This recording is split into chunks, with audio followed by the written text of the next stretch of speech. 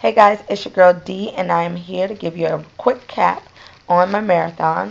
The marathon was actually yesterday, Sunday, and today is Monday. Me and my husband both took a day off from work, as well as just getting some couple massages, just relaxing. I had to ice my knee pretty good today, so that the swelling would go down. Just different things like that, taking a load off. So I start you off with yesterday. We arrived at the marathon a couple minutes early, of course. The marathon started at 7. We had a great breakfast to get us energized and to get us moving. We started running. We ran for a pretty good pace. Things were going real good, even though it was very, very cold. It was like 42 degrees. But we kept a good pace. Everybody was moving along pretty good. Right about mile marker, I want to say 10 or so, my knee started to kind of give me a little bit of problems. So then we dropped it back to a jog walk pace. There were a lot of groups there, teams actually, that was doing it. It was almost like having a gym boss. I don't know if you guys ever heard of a gym boss, but it is a tiny little device that actually beeps after every minute. You can kind of set it for a minute, 2 minutes, but that's what they were doing. So that was pretty neat to see. For one thing, I do have to admit, anyone who is thinking about doing a half marathon or a whole marathon, you definitely need to get the right training. I wasn't able to get the right training only because of my work schedule, so I had to fit in my distance runs and walks only as I could. But other people really do train very hard to make sure that they cross their T's and dot their I's and make sure everything is very good to go. So I have to give it up for those runners, because when they start, they follow through the whole system. So like I was stating, once we got around 10, 13, my knee started bothering me. When we got around my mark, I want to say 16 or so, I needed to stretch, because then my foot started to bother me. Years ago, I was diagnosed, like a lot of other people who are into aerobics or athletes or anything like that, with plantar fasciitis. It is a problem that you typically have with your foot. It almost feels like a separation of the foot, if you can sum it up to be that way. But that started to kick in as well. And then about mile marker 20, my hamstrings were like OMG. So I was just like on fire by that point. My husband was doing pretty good. I wanted him to go ahead, but of course he was there for me, and so he stuck with me through the whole thing. So we began to start to walk. By mile marker, I want to say 22, all I could do was walk at that point. So we were speed walking, we was getting it in. When we came up on mile marker 24, we noticed that the city started coming through to pick up the cones. And my husband is a calm guy, but with me, I'm like, what is going on? I was devastated because I couldn't believe they were picking up the cones. So we actually saw a young lady. She was one of the marathon volunteers, and she actually gave my husband a map of how to get back to where we needed to be, because we were trying to follow the trucks, but the pace they were going from the pace we were going, of course, it was pretty quick. So they were way ahead of us, and we kind of lost hindsight of where they were. So we didn't have any direction, and she gave us a map. And thankful to my husband, he knows how to read it, because me, if I saw a cab, I would have been in a cab in a heartbeat. But he was like, we're going to finish. So he read the map, we started walking, and then we noticed that one of the highlighted streets, we didn't know where to turn because it didn't have on the map the actual name. So lo and behold, as God would have it, there was another lady further up at about mile marker 25 who was also a volunteer. She looked like she was walking home actually.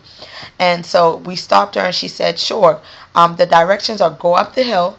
The street that you come to at the top of the hill actually doesn't have a name on it, and that's where your turn. So needless to say, that was the street on the map that was highlighted. So we went up the hill, and that, let me tell you one thing, Atlanta has some hills, okay? I didn't realize how hilly it was. Been there, of course, family members live there, but I didn't realize it was that hilly.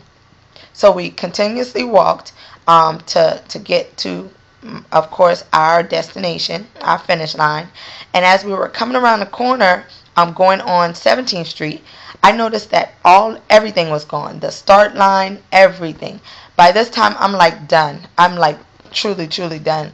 Because I couldn't believe, for one, I had fell so far behind, and for two, I didn't get through the finish line before it was over.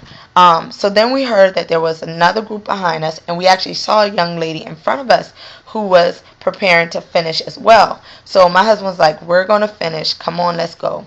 As we were going down 17th Street, we saw a family of about 5 people. They were standing off to the side with a sign, and they were cheering. And we looked up and noticed that they were actually cheering for us.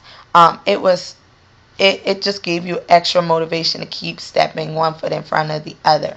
As we got on the back end of the street to get ready to turn, there were 2 more young ladies at the end of the road who, one, she was like, you're almost at the finish line. All you got to do is turn the corner and go to the finish line. It's still up. So lo and behold, as we turned the corner, the finish line was still there. So we began walking to get ready to get through the finish line. My husband reached back, grabbed my hand, and we walked and completed the marathon, all 26.2 miles. It was definitely a challenge. The one thing I will say is, even though my husband was there for motivation, he talked me through the whole thing, times where I wanted to give up. Another thing he did, right about close to the end, he pulled out his cell phone and started reading all the posts that I had gotten, and of course he had gotten on Facebook. All of you guys really did motivate us to finish. A lot of you guys left personal messages saying I inspired you, but you guys were inspiring me.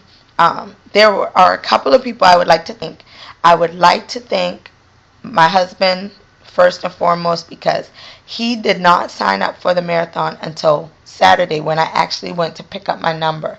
He said, "We always do things together, and I want to do this with you." So I'm very, very grateful and humbled that God allowed him to be able to do it with me, and we finished together. The other person, of course, is Jonathan. He is one of my bosses, and he sponsored me in the marathon. So I am very thankful that he gave me the opportunity. He believed in me, of course, and he wanted me to do just that. Something I wanted to do for a while now. Last but not least, I'd like to thank Ivy and Donovan Dockery.